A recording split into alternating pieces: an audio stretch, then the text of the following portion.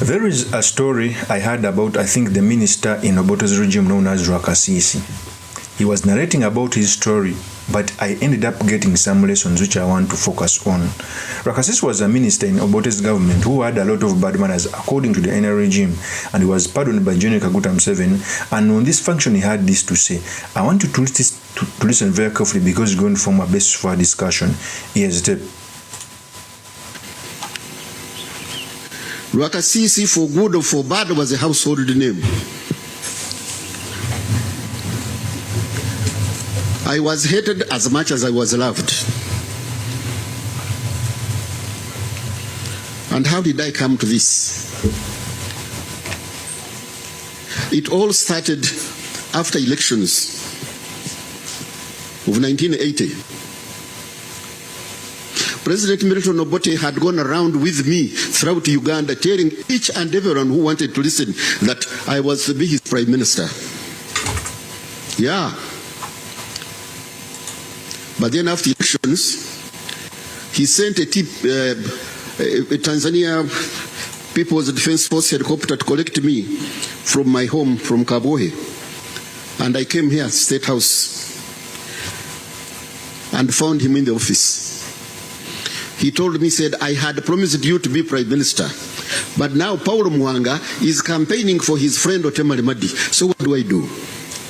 I said, no, you do whatever you want. So he pulled out the list of the ministries that he had lined up and asked me to pick up one which I wanted. I said, no, I was not going to do that.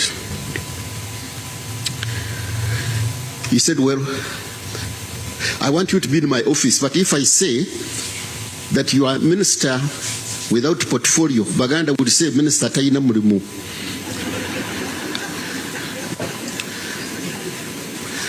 And if I say you are minister for presidency, people will think you are there to run my errands. And yet if I say you are minister of state, people will think you are a junior minister. So what do I do? I said, do anything you want, Your Excellency. And he coined the ministry, State Minister, Office of the President, not Minister of State, Office of the President, but State Minister, Office of the President. So the first lesson I'm learning, the sitting president comes to you, tells you to pick any ministry you want. And if you fail to pick it, he coins a ministry for you. It shows you how effective, it shows you how a president likes to work with you. That's the first lesson. I'm making this video so that those who are in government, especially those in the NRM government, learn that there are people who once were trusted by the regime. There are people who were once trusted by their bosses to an extent of coining a ministry specifically for them. That's the first lesson. That in life, no matter where you are, there are those people who the presiding officer likes very much. That was RWAKASISI. Let's continue. Which brought me in the center of everything and literally made me his assistant. My office was opposite his. Every minute, the secretary would be coming, Honorable Minister, His Excellency wants you. Honorable Minister, no. Before I sit down, His Excellency has come in my office. Your Excellency, Honorable, everybody honorable, secretary is honorable, everyone honorable, my sisters honorable. I forgot that my name was RWAKASISI. I thought I was honorable.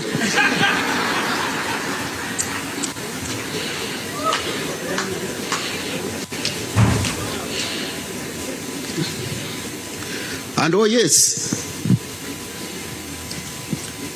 I heard it, you mentioned it. My convoy was almost like the president's. You know, these days when I see these people who move with convoys, you know, pushing me from the road. Well, Now it comes to lesson number 2. Many of the times when people occupy office, they forget their noble duties to do human jobs. They forget that they're humans because of the titles and the names they call them. RWAKASISI was called honorable. He even went further to say that he had a convoy pushing other people off the road. We have people right now who push others on the road. That is lesson number 2. But that some people occupy offices, they start forgetting their noble duties as citizens of a country. And that is RWAKASISI. In fact, even me, I grew up hearing the name RWAKASISI, despite the fact that I was born almost 20 years after Obote had gone, 25 years. But the name RWAKASISI was still heard. Let's continue.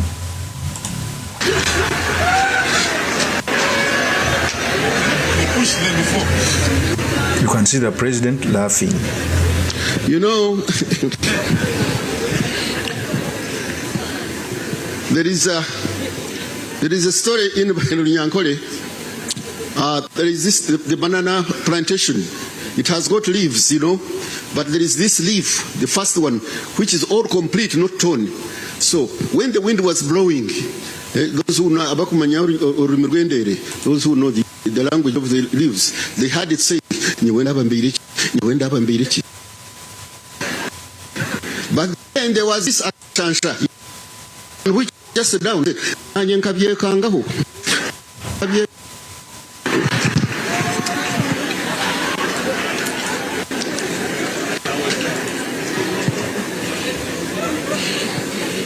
we are still hearing the story. Oh yes. Yes. It was that. And in that one, I grew big and big and big and bigger. But of all things, I forgot God. You know, at times my constituents will come and say, Honorable Minister, can we go to church? I say, well, when you go to church, you pray for the president and his cabinet, and I'm one of them. So you go and pray. I'm going for my farm. Finish, the end of the story. But let me tell you, time came. Oh yes, time came. When I saw all these glories and powers, you know, all just breaking down like a house of cards. Oh, yeah.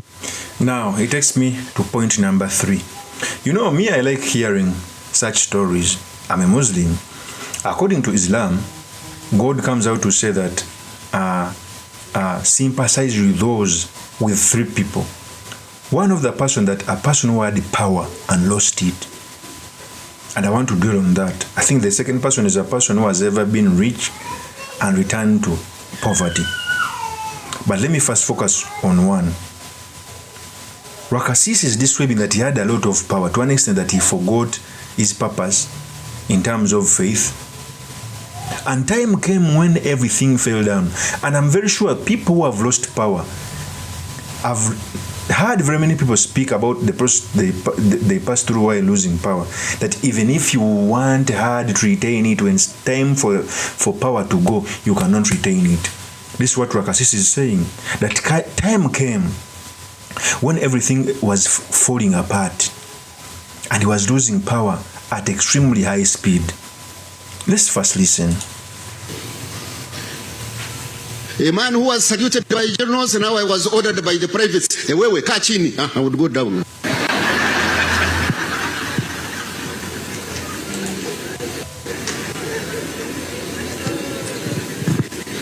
Yeah. I'd go down. Chuchuma chini. And there you go.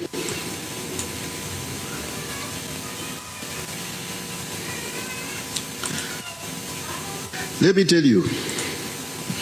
These people were in the bush, and I faithfully hunted them down.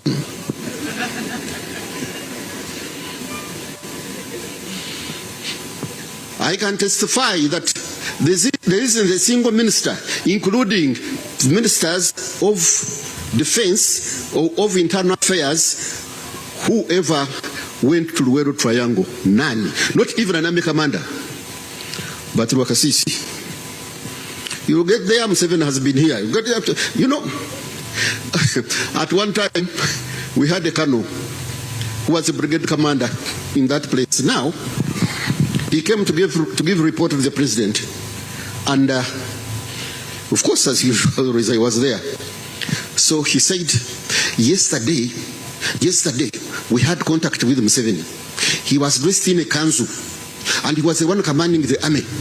So, but the boys tried to shoot, they tried to shoot, but he was just doing like this, getting all the bullets, putting them in the pocket. And now, it also brings me to lesson number 5. That when you are facing your enemies who are blessed by God, even if they do nothing, we'll see as superstition. It reached a time when RWAKASISI was being fought in the bush together with his both. They thought that General Museveni had superpowers, yet it was just time for the regime to go. There was no superpowers. So he's narrating the ideas that they passed through. Let's continue with the video. And I looked at the colonel. I mean, so the president just looked at him, and then from there he stood up and said, Naomba kuendelea. The president said, you go ahead. He went out. I told the president, I said, if I was a president, this man would leave this room private. Sometimes Museveni would be a pussycat, sometimes he would be a rat, at times he would be everything. But anyway, the short of it is that, yes, I looked for them. Even when they crossed to the west at Wenzori, I think I was late about 10 minutes when they crossed at Kasunga Nyanja. I had already arrived there. But when I reached Rubona, I put on field glasses and just looked at the shoulders of the mountain, and I saw them. They had, they were cooking and all that. Fine. I went to Fort Potro. I addressed already. From there, I took Chenjojo Road. The brigade command I had, he dared to come back through Kasese, and did he survive? He didn't. The story is very long. I've told you that he was arrested with all honors and glories running down. But it's not NRM which arrested me. I was arrested by our own army. But of course, when NRM came and found me in the prison, I was just a prize for them. So, let's also question number 6. RWAKASISI is coming out to say that the regime he served so diligently is the same regime that arrested him, and when the rebels took over power, they found him in prison. There is a famous politician known as James Orengo who came out to say revolutionaries is their own children. Those who are serving NRM diligently to an extent of breaking the constitutional code of conduct, to an extent of abusing human rights, the same regime will have to feast on you, and even they will give a helping hand to those who come in power. They will find you in prison. Those are the lessons that are supposed to be learned. Powerful people, it's better to follow the constitution. It's better to be human. Even when you are defending your rogue regime, at least be with the heart of a human. RWAKASISI was arrested by the same regime he served so diligently. Let's continue with RWAKASISI's speech. I remember there was a battalion 102 around Ruzira, and the boys would sing throughout all the night. RWAKASISI amba alijaribu akashindwa wo ko Ruzira amba. Oh yeah, they sang. I mean,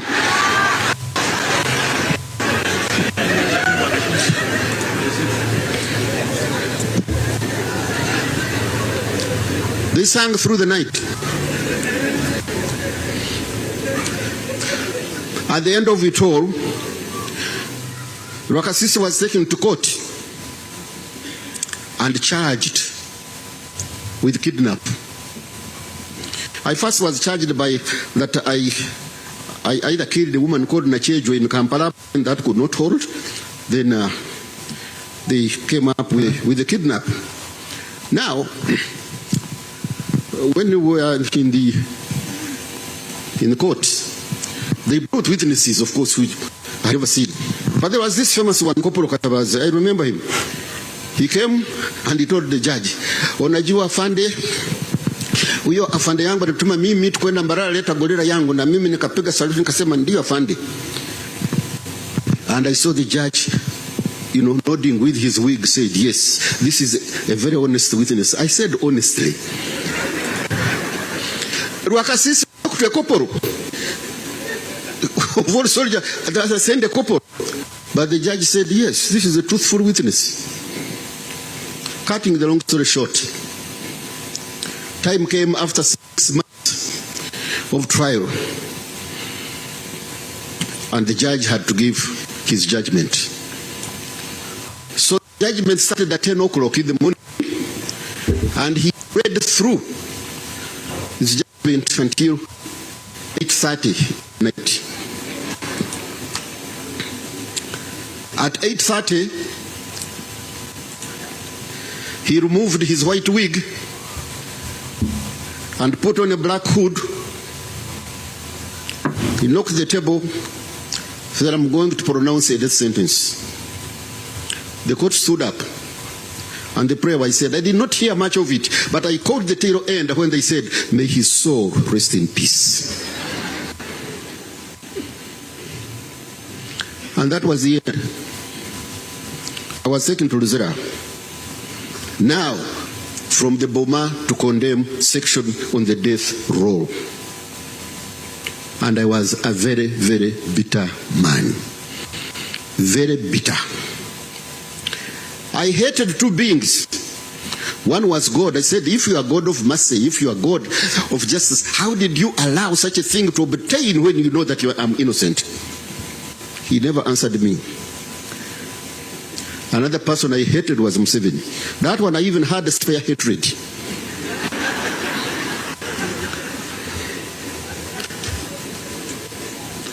We had known each other in our youth. When he came from Dar es Salaam, he was brought in my office. You know, I was his boss. So don't you worry. So, I will stop on that story, telling you now, once a powerful minister, a super minister, ended up being in jail, waiting for him to be crucified or killed because of not following the constitution. I don't mind if he was right or wrong, but every person who is in government must learn that being in that position is not going to be forever. It's just a passing cloud. So you better serve the nation with a human heart. Do not abuse human rights. Do not think that you are going to be the last person in power. And such examples are very many across the world where presidents, ministers, soldiers, generals talk about this when power leaves their hand. So for those in the NRA regime, consider 1, be humans. 2, don't abuse human rights. 3, learn that Uganda is still here for 1,000 of years and it will be led by other people, not you. So you better deliver on your mandate. Of course, that's Mampina remain yours truly, Mr. Makinde, Kabir Sulaiman Mawagali, that's MP for Makinde constituency. I'll see you on another one. Peace.